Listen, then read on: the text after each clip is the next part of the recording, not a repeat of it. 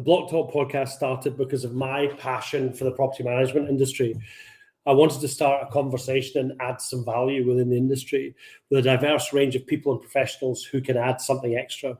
As we start out, my aim is that the podcast offers some useful insight into a variety of views, opinions, thoughts, and foresights from our guests, who include business leaders and industry experts. If you enjoy the podcast and want to find out any other information, head on over to brianwelsh.co.uk.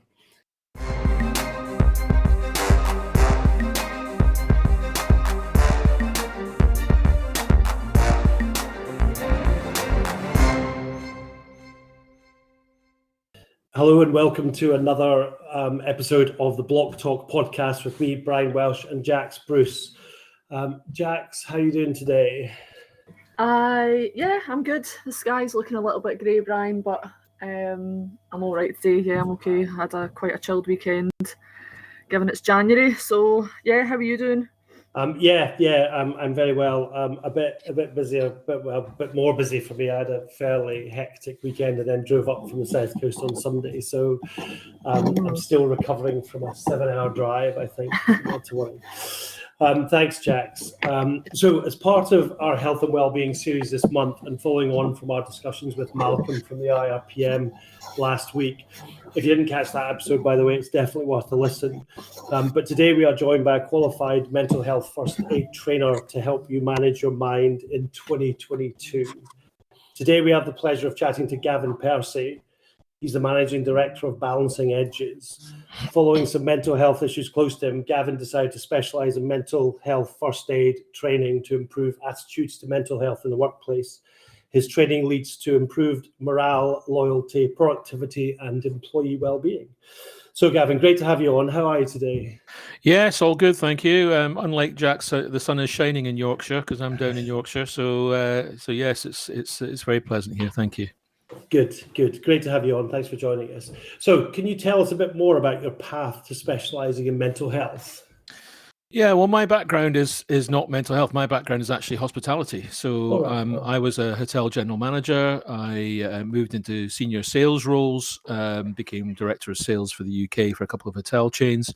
And then in 2013, I got made redundant. And as a result of that redundancy, I decided to start my own consultancy and training business. So that was called Winning Edges, and Winning Edges still exists, but it's a much smaller part of my life now than Balancing Edges.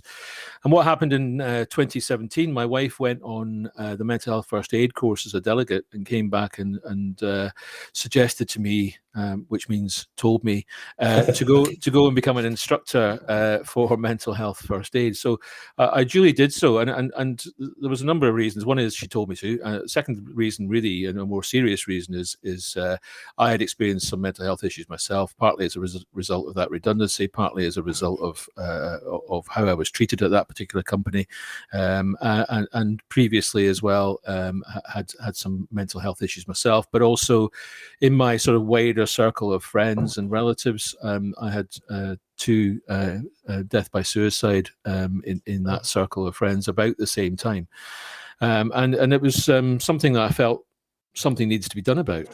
So I did the course, and what I didn't expect to happen was that it would become my passion. I didn't expect that to be the case, but that's what's happened.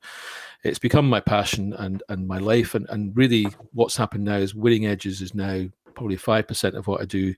Balancing Edges, the sister company which does the mental health and first aid training, is 95% of what I do, and that's come about partly because of the nature of what's been happening over the last couple of years, but also because it's my passion, and so that's where I am. So I do mental health first aid training and suicide intervention training. Okay, interesting. So last week we spoke to Malcolm Perryman from the IRPM about the findings from their mental health and wellbeing survey. The response was pretty overwhelming, with 100% of people completing the survey, which was long, showing how important it was to everybody who took part in it. If you could give one piece of advice to people in the property management industry on how to deal with negativity or even abusive behaviour, what would it be? Yeah, I did read that report with interest. There was a lot of very interesting findings in there, and regarding dealing with sort of negativity and abusive behavior, that really comes as a result of the stigma and discrimination around mental health, and it's the culture of the business that really needs to change in order for those things to adapt. And that's not easy for an individual to influence. An individual on their own, it's a very difficult position to be in. It really has to come from the top down. There are things the individual can do, and I'll talk about that shortly, but the organization ideally needs to see that there's a return on investment from dealing with mental health and well-being in the workplace. Deloitte say that there's actually a 5-to-1 return. For every £1 spent on training and development of mental health first aid, there's a £5 return to the business. So, and that's not back of a fag packer, that's Deloitte. They don't put their names to these things lightly. And if I can get someone like me to take on to advise them on how to change that culture within the business, really. And as far as an individual is concerned, they should feel they can talk to HR or occupational health to discuss their feelings, and that it's okay not to be okay. That stigma discrimination is reducing. I think that's one good thing that's come out of the pandemic, actually, is people being more open about their mental health. But it's still there, that discrimination and that stigma, and it's evidence to be strongest in male-dominated industries, such as construction and armed forces. But it's also strong in other industries, including my own, hospitality. So it's a long journey. It's one of constant improvement. I would suggest people read the Stevenson and Farmer report, which is called Thriving at Work, and that's easily found on Google. And it's a great start at companies, how they can put things in place. And there's also the Mental Health at Work website, which is mentalhealthatwork.org.uk, is also really good for some advice on how companies, not so much the individuals, which is the question you asked me, I know, but companies, about how they can look at their culture within their business. So there's two good sources of information for them. But I hope that's helpful. Okay, no, very much so, and we'll list those references when we post this. So in the report, there was an area that I would like to discuss in more detail, and that was the support given to the respondents by their employers and their trade bodies. Both of them seem to fall short of expectations. Yes. And I'd just like to tell me what you think about that. Yeah, I absolutely agree. And it goes a little bit about what I said in the last question, really, around the culture of the business. What that shows me is there's a shortfall within those businesses where it's perhaps not okay to be not okay to not be okay. And really what I think it's important that we do create that culture. So things like the Stevenson and Farmer report I talked about, and the Mental Health at Work website that I talked about, and make sure that people do feel they can open up about their mental health, and that they get the support and help that they need. So that could be through things like mental health first aiders in the workplace. That could be by having people in HR and occupational health that understand that area and able to give the support that they need. That line managers are sympathetic to people who open up about their mental health, and it's not. There's something called toxic masculinity, and I don't know if you've heard that expression. I haven't, no. Well, toxic masculinity is really all about this sort of man-up society, if you like. Just get on with it. Don't be a girl's blouse. Things like that. Males.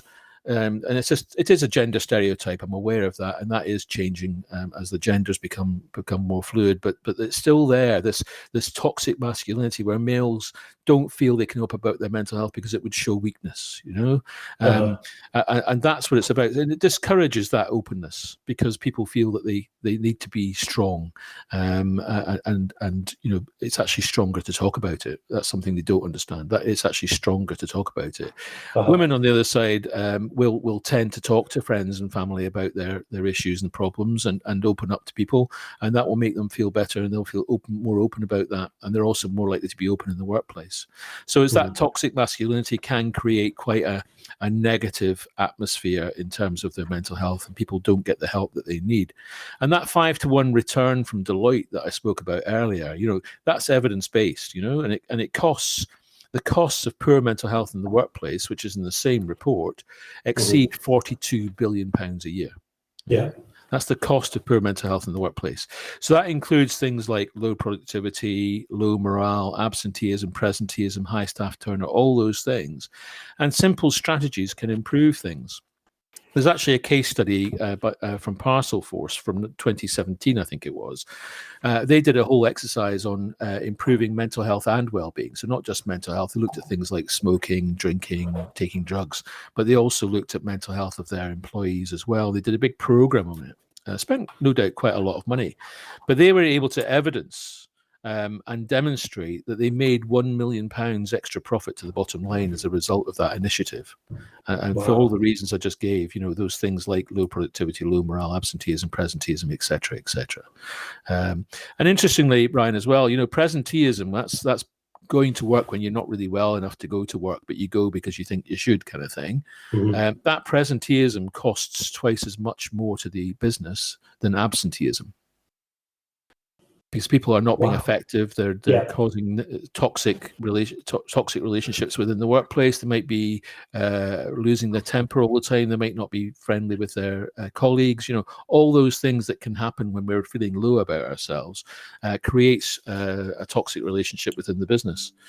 So that's really what that's all about. So I think that culture within the business is the really important thing that I feel that demonstrates is lacking. And the trade body, interestingly as well, the trade body was the similar result, and I think that shows that the trade body needs to look at how they're supporting their members as well. That's really interesting. So I've never actually heard the term presenteeism. Yeah. Thank you. You'll have to say it for me because I won't be able to. I've never heard that phrase before. But yeah, I mean, going to work when you don't feel as if you want to or but feel as if you have to is actually, are you saying can cause double the amount of non-productive time? Yes, absolutely. Wow. Yeah. Wow. Okay. That is real food for thought. And that's in the same Deloitte report, by the way, as the other stuff that I talked about. Right. Okay. That's interesting. I must read that. So, you've talked about, this toxic masculinity, and also, men, finding it more difficult to kind of talk about these sort of things. So, thinking about it a slightly different way, how can people generally kind of practice self-care? Is that a thing, and how would that play out? Yeah, it is definitely a thing, and it's a really important thing. And I in the training that we do, we talk about something called the stress container. And the stress container, everyone's got a stress container, but everyone's stress container is different in size. Some people have got very small stress containers, and the smallest thing will overflow their stress container. Other people have very huge stress containers, can take loads of stress and strain before it overflows. Okay. I mean, Boris Johnson must have the biggest stress container in the world, by the way. So this is what our fundamental thing is around self-care, because what we've got to try and do is stop our stress container from overflowing. So what we need to do is we need to create a tap on that container to release the stress. Because we all need a level of stress. There's a level of stress in everything we do. We can thrive on stress. It's where it becomes, where it overflows, and we start demonstrating what they call a stress signature. That's really where the problems occur. So my stress signature, for example, is I lose my temper. I get irritable, I get angry, I shout at the kids, I shout at the dog, I shout at the wife, I shout at the guy in the car next to me in the traffic jam. That's how my stress signature shows itself. But different people show different stress signatures. So some people will go under the duvet, some people withdraw, some people cry and run off to the toilet.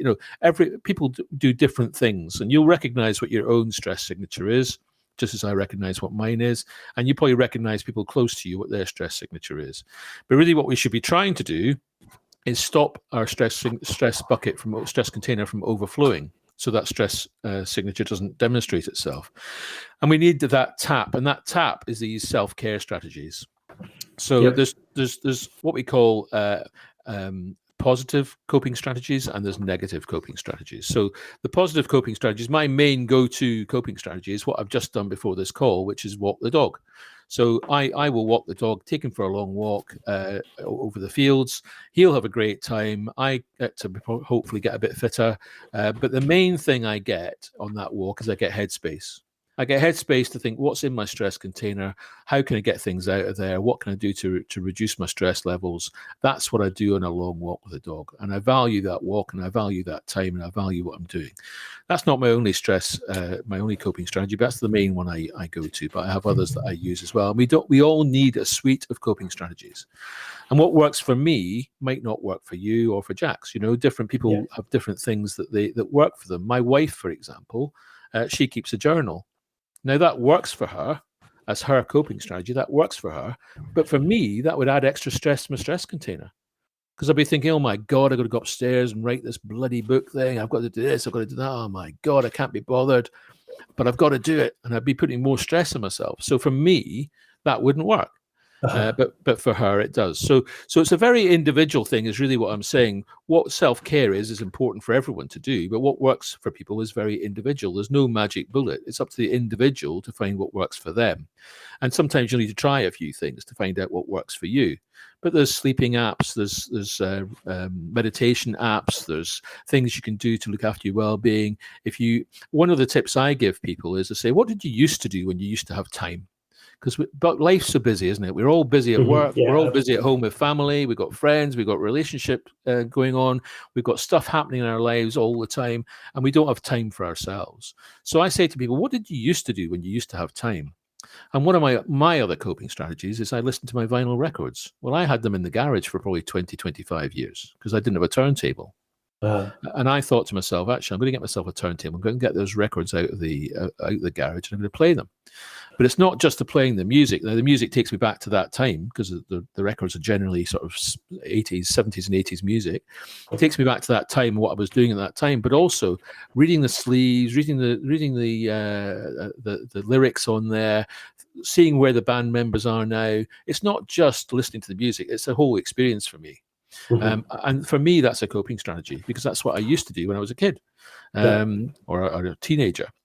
So that's an example of the sort of thing. But it could be something, for some people, it could be as simple as having a hot bath, some candles and some soft music. It could be going to a yoga class. It could be going for a long walk. It could be going down the beach and seeing the sunset. It can be different things for different people. And the important thing is to find what that is that works for you. There is an acronym, an initiative by the NHS called the 5 Ways to Wellbeing. And the 5 ways to well-being, you can Google that very easily and it'll come up. And the 5 things are connect. And what connect means is talking to friends and relatives basically about how you're feeling. Be active, so getting exercise. It's been proven that a half-hour strenuous exercise every day is as good for your brain chemistry as an antidepressant tablet. Oh, wow. So a half-hour strenuous exercise a day for different people will mean different things. How it's defined is getting a bit of a sweat on. Okay, a bit crude, but that's it. So if you get a bit of a sweat on, and for one person that could be walking around the block, for another person that could be going for a 5K run. Different people, different things. Taking notice, that is about taking notice. Like, for example, my walk, making sure I take notice of where I'm going, looking at the view, admiring the view, taking notice of things. Keep learning. Our brain chemistry likes to keep learning. So if we're learning new things, we feel good about ourselves. And that could be something very simple. It could be something very complex, going on an MBA course or something like that. And then the last one is give. And actually, that's again about brain chemistry. Our brain loves giving things. So doing a random act of kindness, or working in a soup kitchen, or working in a charity shop, or giving our time to somebody, or giving money to charity. These things are all things that make you feel good about yourself. So whilst it's a very generous thing to do, it's also a bit of a selfish thing to do because you're actually looking after yourself. And so those are the 5 ways of well-being. They're also coping strategies. They're also self-care strategies. Okay. Well, just one more thing before I finish that. There's also something that I recommend people do, which is a happiness hour. And a happiness hour is something that people should do at least once a week. And it's something you do for yourself, something for you. Not for your wife, not for your partner, not for your kids, not for your friends, for you. And it's quite a selfish thing to do, but it's also something, again, that you can appreciate and value that time that you're doing. And it's a similar sort of things we talked about, a yoga class, or taking a walk down the beach, or listening to vinyl records, in my case. Those are the kind of things that you could be talking about for a happiness hour. But the important thing about the happiness hour is appreciating what you've done and realizing that was such a valuable hour. I've really really value the hour that I've done that, and I've really enjoyed it, and appreciating what you've done. That's really what that is. And then just to talk about the poor coping strategies, the negative coping strategies. In my case, that generally involves a bottle of red wine. Okay, so that's a negative coping strategy. Unfortunately, alcohol is a depressant. It's not good for you. And so if you've had that bottle of red wine, the next morning you're not feeling too clever. So you may not engage with social activities or work activities as well as you would do before. That just adds stress to your stress container. Other negative coping strategies are things like self-medicating with alcohol and drugs, gambling, excessive gaming, things like that would all be negative coping strategies that people can do. They need to recognize all that's going to do is add more stress back in the stress container again. But really, it's all very individual, and it's a bit of taste and try before you buy. It's kind of try different things out and see what works for you and what makes you feel good. That's extremely interesting. I use that phrase a lot. Someone told me I'd say that's interesting quite a lot, but that really was interesting. The most interesting thing about it was that I think I'm very similar to you, given what you said. There's the way your stress kind of plays out. Certainly, I could definitely relate to the negative kind of thing you were talking about there with the wine. Yes. And actually, although he just left it's not my dog, he's my partner's dog actually. But I have to say that one of the clearest kind of times that I get to actually think, because one of my biggest problems is actually getting some time where you can think about things. That's always my a huge difficulty, because there's 101 other things trying to kind of push that, doing that out the way. That's always a problem, Brian. Yeah, and actually walking the dog is the point. If I'm on my own walking Arthur, that is the point where I easily can kind of think about things. So no, that was very useful, very useful. Good. So what approach should people take to look after their mental health and well-being then?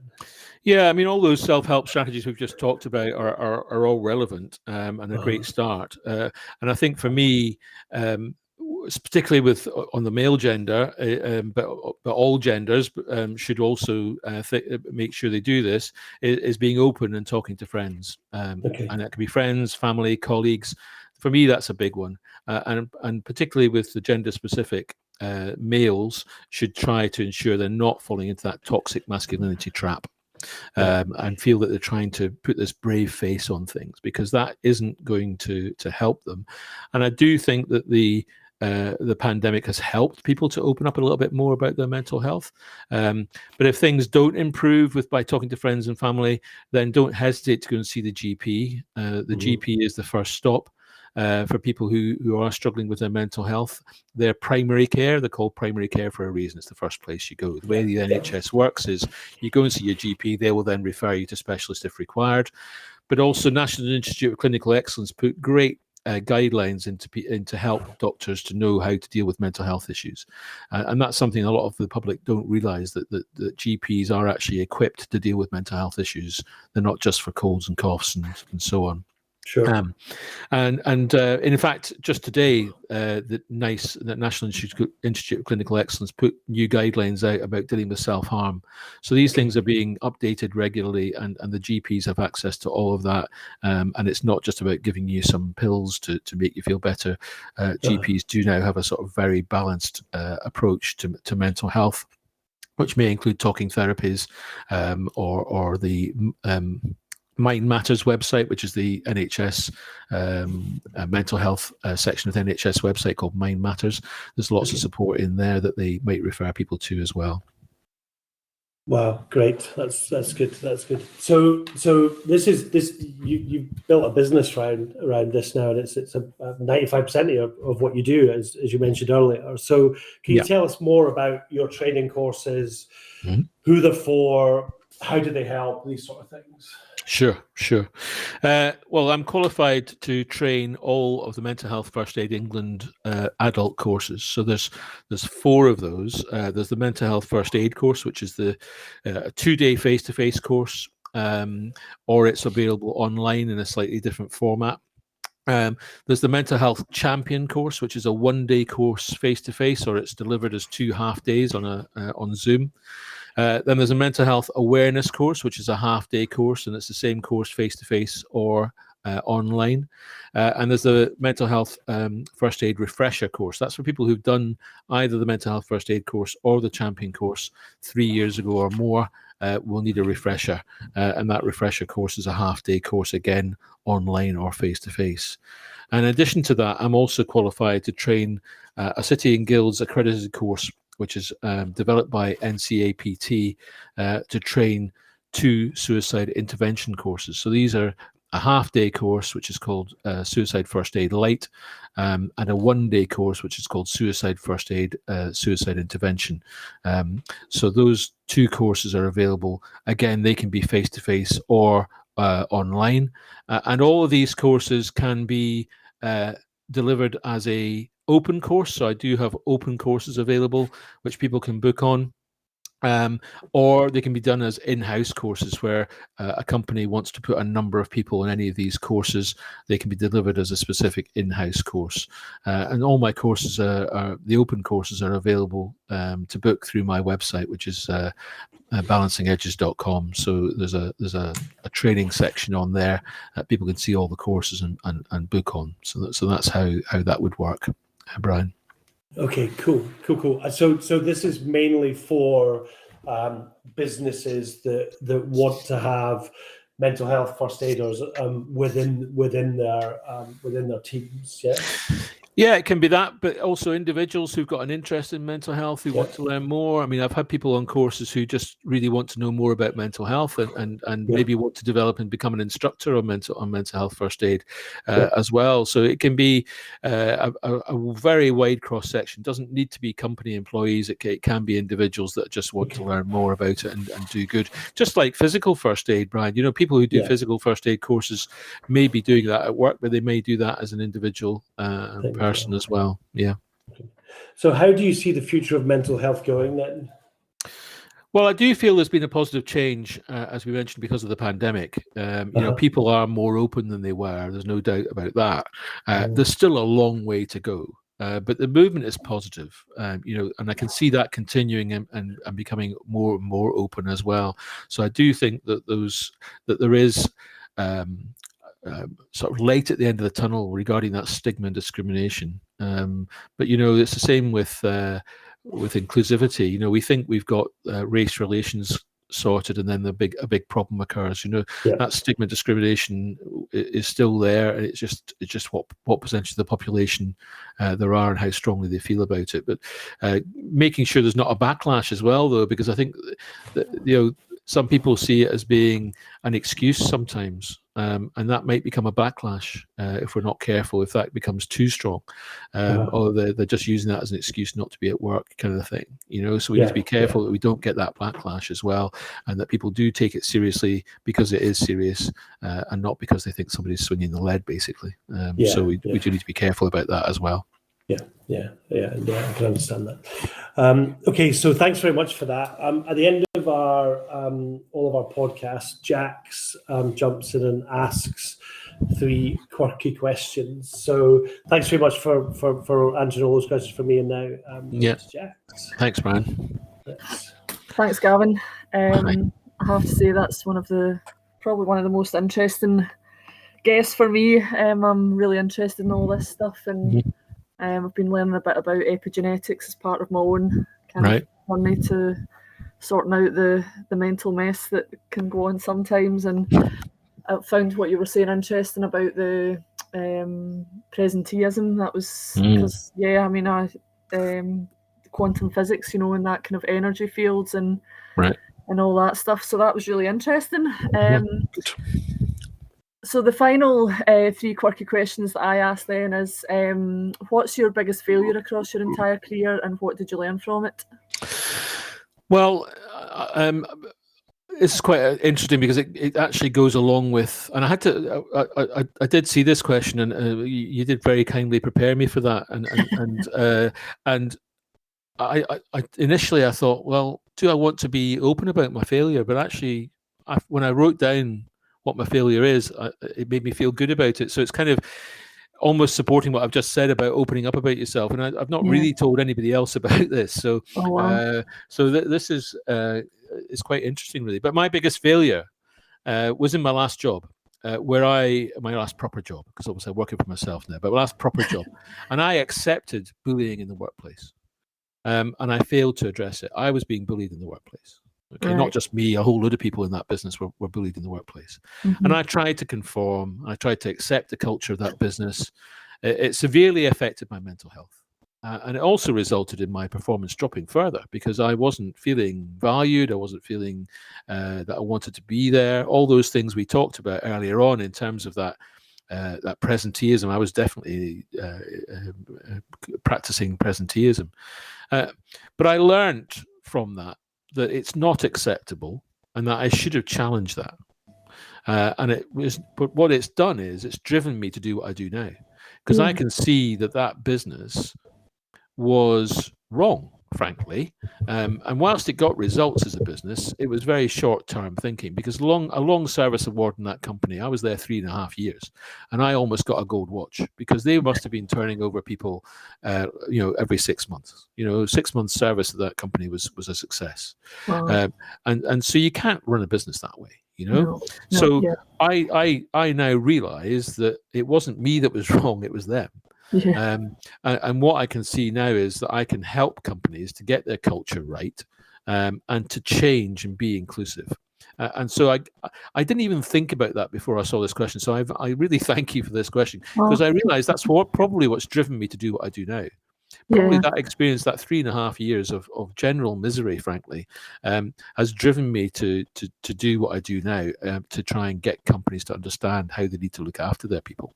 Yeah, excellent. Turn the negative into a positive, for sure. Yeah, absolutely. Yeah, excellent. And it's probably quite sad to say that I think most people have probably got a story like that under their belt, and you just hope that most people will move on from it and do as you've done and turn it into that positive. So excellent. So a bit of a fun one. If you ruled the world for a day, or maybe not, a lot of the responses are quite serious. We've had a couple of fun ones. So if you ruled the world for a day, what would you do? Yeah, it's quite a question, isn't it? I think it's one for my 16-year-old, because he thinks he is going to rule the world one day. Excellent. So yeah. So what would I do? I mean, I think I'm going to make a serious answer. I did think about putting a flippant one in, about my football team or something like that, or actually Scottish rugby was what was going through my mind. How can I come up with something that I could do that would help Scottish rugby, not shoot itself in the foot every 10 minutes. So, but I couldn't think of one that made sense. So I have come up with a serious one, really. So I think it would make a law clear in all countries that reasonable adjustments in the workplace should be made for physical illness, which I think most countries do, but also for mental illness, ensuring that the risk assessments are done, that return to work interviews, appraisals, job chats, job reviews, etc., all cover mental health and are not just a tick box exercise.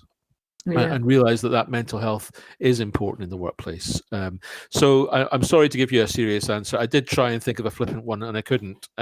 So that's my lack of creativity, I think, Jack. So my apologies for that. But if I couldn't think of one, it would be about Scottish rugby. That would be what it would be about, trying to make that better. Yeah, no, I think 80% of the responses have been quite serious, and then we've had a couple of one of them was banishing felt tip pens from the world. That was Malcolm. That's last week's podcast. So that was funny. And then Ross, who we had on as well, he was wanting everybody to party. Right. So have a big party. Right. Yeah, I should have thought of that one. That's a good one. Yeah, I like that one. I have to say, sorry, Jack. I have to say, I'd be definitely in agreement about the Scottish rugby one. I think for a good number of the last, 10 years where I've had 4 season passes for Murrayfield, I think I've felt it's been a bit of a donation, to be honest. But but to be fair, what have we got? We've got about two or 3 weeks to Scotland, England, so I'm looking forward to that. So. Yeah, well, it's the hope that kills you, Brian, though, isn't it? Every year we think we're going to do well, and every year we manage to shoot ourselves in the foot. So I guess that was putting a law in place that doesn't allow us to shoot ourselves in the foot. I think would be a good one. So when you're 70, Gavin, and you look back at your life, what will you be glad you did or feel proud of? Something either you've already done or something that you still want to do?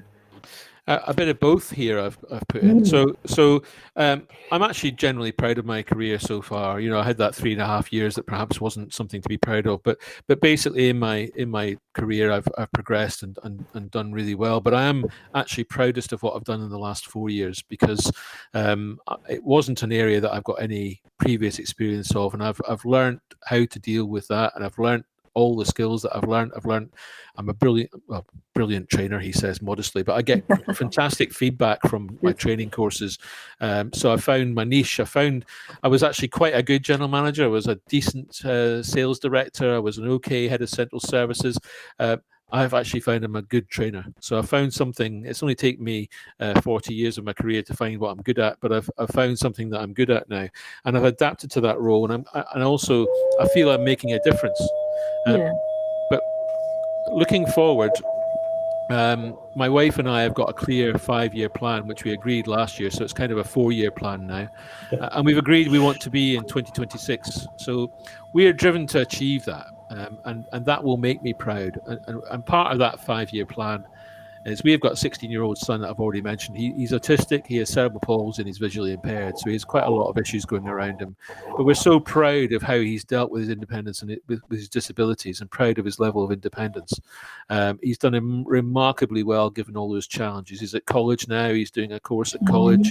He goes on the bus every day to York for his college course. He does all that, and we never thought when he started senior school he was on the margins of whether he should go to senior school or go to a special school. So for him to have achieved what he's achieved, I'm extremely proud of that. And he is part of that 5-year plan, as I say. And I think looking forward, my proud moment will be when we are able to hand him keys to his own flat in 2026 or earlier. So that's what will make me proudest. Oh, that's lovely. I just got emotional there. I was about to be emotional myself there. But yeah, so that would be something that would make me proud in 2026 or before. Oh, good. Great. That's my questions over. If people want to get in touch with you, Gavin. Well, the website has a contact area on it, or you can email me. My email address is gavin.percy@balancingedges.com, and I'm on LinkedIn, so people can find me on LinkedIn and ask me to connect with them. I'm very happy to do that. So yeah, any of those I'm on all social media platforms, but my platform of choice is LinkedIn. So if people want to do that, would be fantastic. Great. Thank you. That's all that's left for me to say is, Gavin, that's been absolutely fabulous. I'm so glad you decided to come on or agreed to come on. That's been really, really, really useful, and I hope everyone listening has found it as useful as I did. Yeah, I do too. Thank you.